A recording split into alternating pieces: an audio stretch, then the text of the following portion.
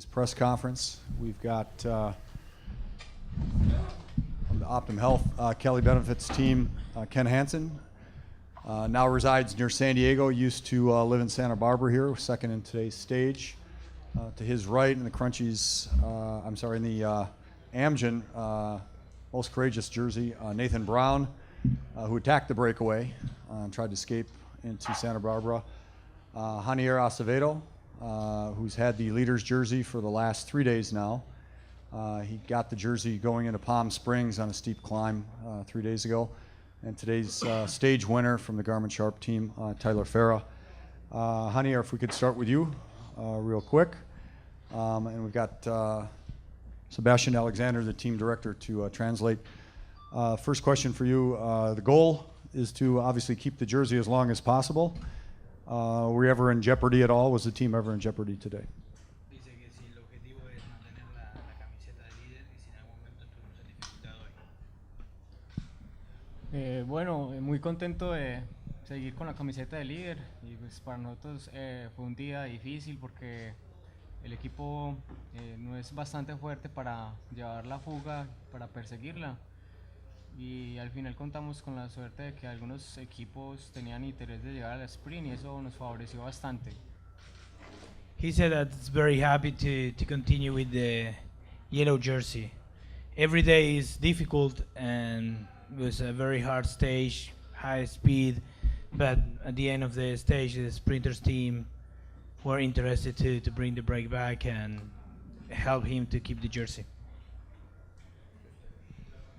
On to Nathan Brown. Nathan, I think you had a 44-second gap at one point.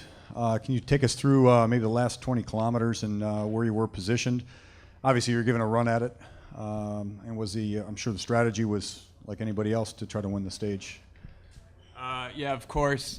About 20K to go, the brakes stopped working together, and there's a couple of attacks, and I put a dig in with about 18K to go and got away solo, and I gave it my all, but came up a little short, but still super happy with my ride. And Ken, I know I'm sure it was disappointing not to come up with a stage win here in your own backyard, somewhere that you lived, but take us through the, let's say the last 500 meters where you were positioned, where Tyler was. Yeah, I mean, it was certainly a little disappointing, but still a good result for the team. And had two guys in front of me just inside a K to go, and I was about 500 meters ago sitting on my last lead-up guy, Alex Candelario, and he did a really good job getting me inside to about 300 meters, and I was a little too impatient and went a little too soon, and Farrar had great finish speed to come by me in the last 75 meters or so, but good result and happy, but still hungry for another stage tomorrow.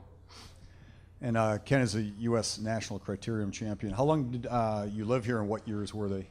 Actually, I moved out of Santa Barbara this past December, so I was here for about 5 years, from 2007 to 2012. So it certainly feels like coming home to me, and really happy to see the race come back to Santa Barbara and a start as well. So it was a really special stage for myself, and really happy to got on the podium today and got in second place, and definitely feels like coming home.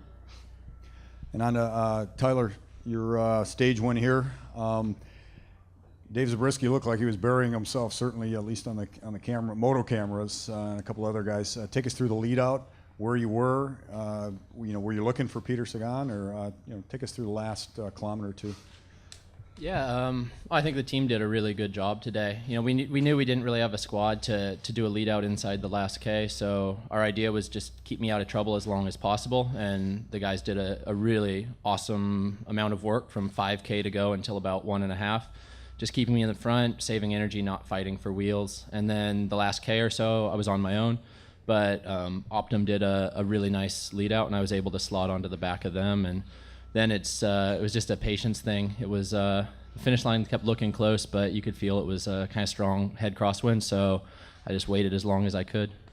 With a long run in like that, like it is that sometimes deceiving for a sprinter?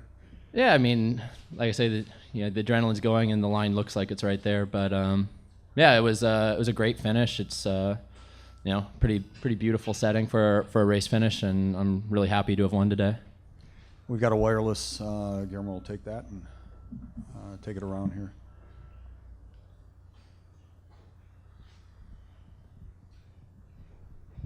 Question for Tyler. It seems like sprinting is largely about momentum and confidence, and sort of how does this set you up not only for the rest of the California race, but looking beyond that?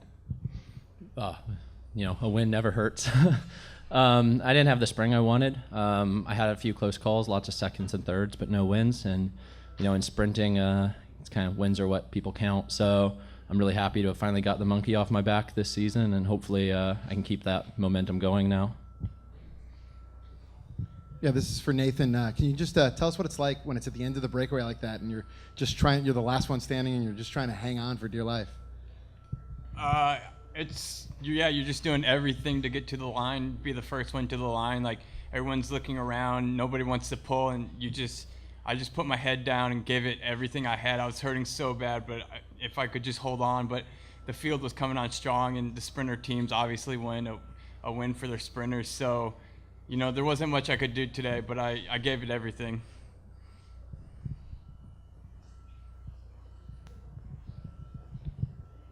It was a big day for Garmin, both here and in Italy.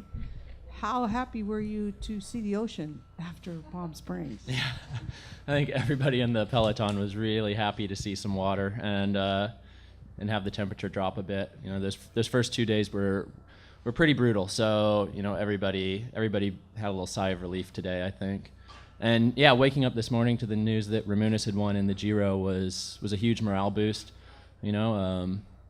It's awesome for the team and for him to get that victory. It's huge, and it's pretty cool that we were able to kind of double up today. He's referring to a teammate in the Tour of Italy who won a stage earlier today in that race.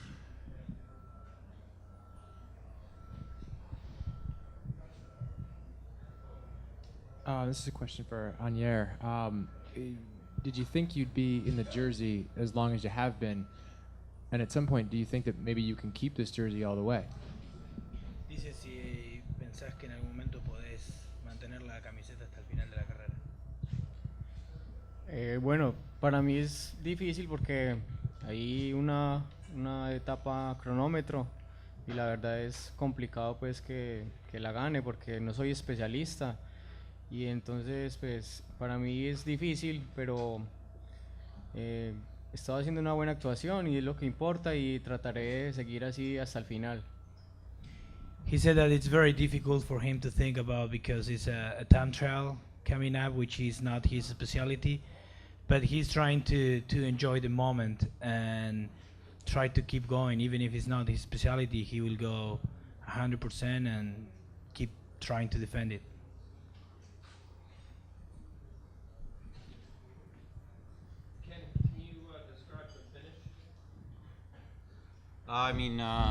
The last final kilometer was obviously really, really fast, and on Cabrillo Boulevard got kind of a slight rise, and as you see the kind of run in, as Farrar mentioned it, the finish line seems a lot closer than it was just because it was a long, wide open straightaway, and it was just really fast, and there was a couple teams fighting for position, and just over the crest before the downhill, probably about 800 meters to go, it's when my team started the lead out and put me in a really good spot, and they did a really, really good job, and it's just a matter of who had the best legs in the last 100 meters, and came a bit short, but still really happy result.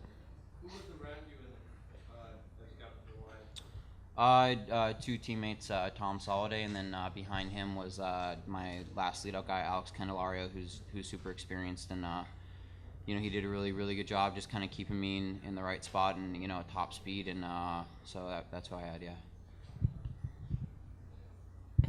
Ken, obviously you have a big support group here. What is the extra support, especially at the end, meant to you for being a Santa Barbara resident? It's really special. I mean, Santa Barbara is a special place in my heart. I lived here for 5 years, and, it's my home away from home now. And, I was really happy that the race comes back here, and it's got a great, support network and community for cycling, and as you can see, it's absolutely gorgeous, and so I was really excited for it to come back here, and super motivated to do really well on the stage, and it means a lot to be on the podium, in front of a lot of friends and family. Ken, this is Laura Wieslow with Cycling News. Congratulations on your result today. You've done some great racing in Europe this year, and how does it compare sprinting against the field here in California, and how did it feel to be so close to winning a stage against the quality of the field here? Yeah, I mean, we had a pretty good spring campaign, a couple wins in Portugal and some podiums in Spain, but certainly this step here, these guys, it's world class. Guys like Farrar and Sagan are, regarded as two of the fastest sprinters in the world, and I've got a really good team, and they did a really good job supporting me, and they've got a lot of confidence and know that I can be competitive with these other guys, and so it was really special to get on the podium, and I think it's the first time our team has been on the podium for a stage at Tour of California, and it's not often that a domestic continental team can go toe to toe with the Pro Tour teams in a sprint. So it's kind of a big step, and definitely as you see with Yanir in yellow, it's kind of a big step for American cycling to be kind of closing the gap to a lot of the European teams. We'll take a couple more questions. Tyler Farrell won 2 stages in the USA Pro Challenge last year in Colorado. That last stage that he won was in Colorado Springs.